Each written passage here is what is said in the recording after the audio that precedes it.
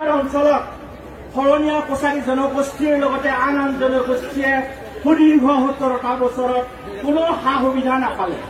যি শৈক্ষিক সামাজিক যি আৰ্থিক সেই দিশবিলাকত তেখেতসকলে প্ৰতিটো জাতি জনগোষ্ঠীক তেখেতসকলে কি কৰিলে, হেঙচালি কৰিলে।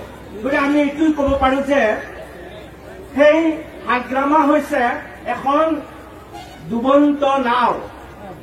এতিয়া প্ৰমোদ বৰছাৰৰ যি ইউপিপিএল সেইটো হৈছে সুসংগঠিতভাৱে ধুনীয়া কাৰিকৰী বিদ্যাৰে প্ৰযুক্তিবিদ্যাৰে সজ্জিত এখন নাও। আৰু হাগ্ৰামাৰ যিখন নাও সেই নাওখনত গুৰিয়াল নাই, বঠা নাই, ওলাই গৈছে।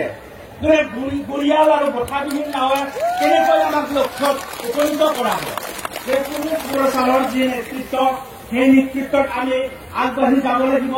সুন্দৰভাৱে বিজ্ঞানত বসবাস কৰা ৩৫ লাখ জনগোষ্ঠীয়ে যি একতা, সমমৰ্যাদা, সমউন্নয়ন, সমবিশ্বাসৰ কাৰণে আমি আগবাঢ়িব লাগিব।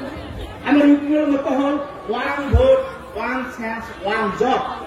অৰ্থাৎ এটা পৰিৱৰ্তন লাগে, আপোনাৰ হবে এটা ভোট দিয়ক আৰু সেইটো আমি সংস্থাপনত ৰূপান্তৰ কৰিম। বহুতেই কৈছে যে আচলতে সংস্থাপন প্ৰমোদৰে দিব নোৱাৰে, সেইটো সংস্থাপন তেখেতসকলক আমি বুজাই দিওঁ। প্ৰতিজন ব্যক্তিয়ে প্ৰতিটো দিশতে অভিজ্ঞতা আছে। শিক্ষিত ল'ৰা ছোৱালীবিলাকে চাকৰি কৰাৰ কাৰণে প্ৰয়োজন।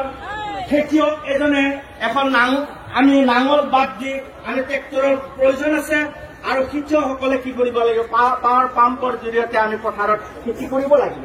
সেই খেতিত আমি কি কৰিব লাগিব, ধুনীয়াকৈ ৰাস্তাৰে গৈ ট্ৰেক্টৰ সোমাব পৰাকৈ ৰাস্তাৰে গৈ আমি কি কৰিব লাগিব, খেতি কৰিব লাগিব।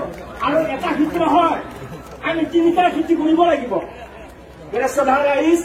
আপোনালোকে দেখিছে বিভিন্ন জব কাৰ্ডকে আদি কৰি আইৱে ঘৰৰ পৰা আদি কৰি বিভিন্ন ক্ষেত্ৰত খেলি মেলি কৰিছে।